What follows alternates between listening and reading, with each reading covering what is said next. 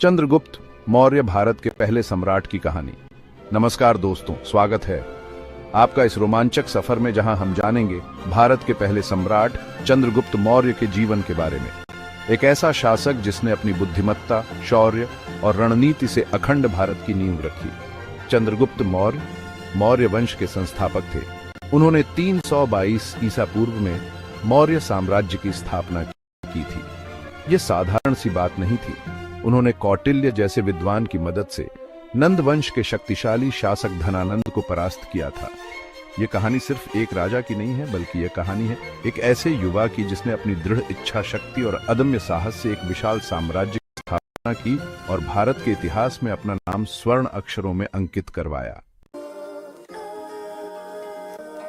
इतिहास के पन्नों में कई बार जन्म स्थान और तिथि रहस्य बन जाते हैं।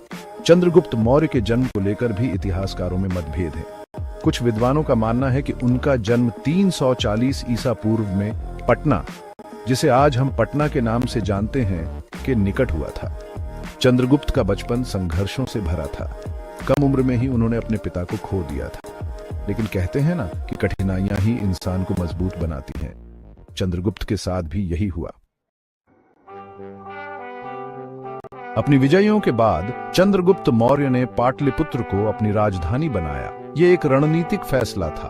गंगा और सोन नदी के किनारे बसा पाटलिपुत्र व्यापार और वाणिज्य का केंद्र था। यहां से चंद्रगुप्त ने अपने विशाल साम्राज्य का कुशलता से संचालन किया। उन्होंने पाटलिपुत्र को एक भव्य और समृद्ध नगर में बदल दिया। चंद्रगुप्त मौर्य सिर्फ एक योद्धा नहीं थे, बल्कि एक कुशल शासक भी थे।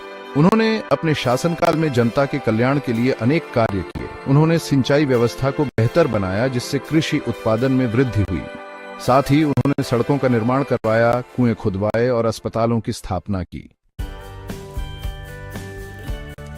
चंद्रगुप्त मौर्य जानते थे कि किसी भी साम्राज्य की नींव उसकी अर्थव्यवस्था पर टिकी होती है। उन्होंने कृषि, उद्योग, शिल्प, वाणिज्य और व्यापार को बढ़ावा देने के लिए कई कदम उठाए।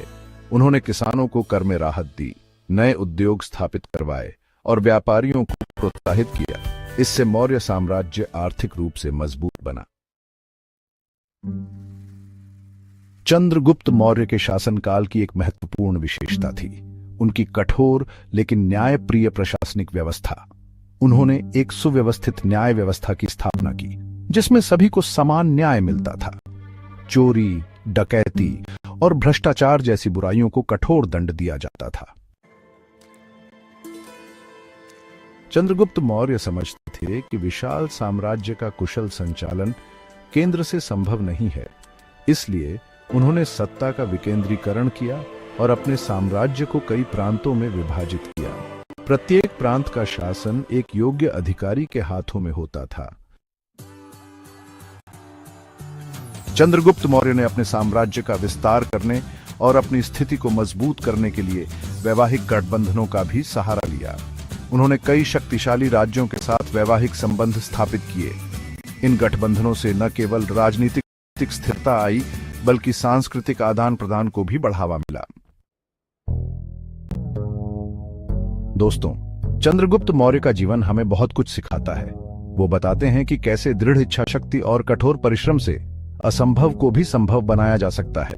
उनका शासनकाल न्याय, सुशासन और प्रजा हित के लिए हमेशा याद रखा जाएगा। तो आज के इस एपिसोड में बस इतना ही। अगली बार फिर हाजिर होंगे एक नए ऐतिहासिक किरदार के साथ, एक नई कहानी के साथ। तब तक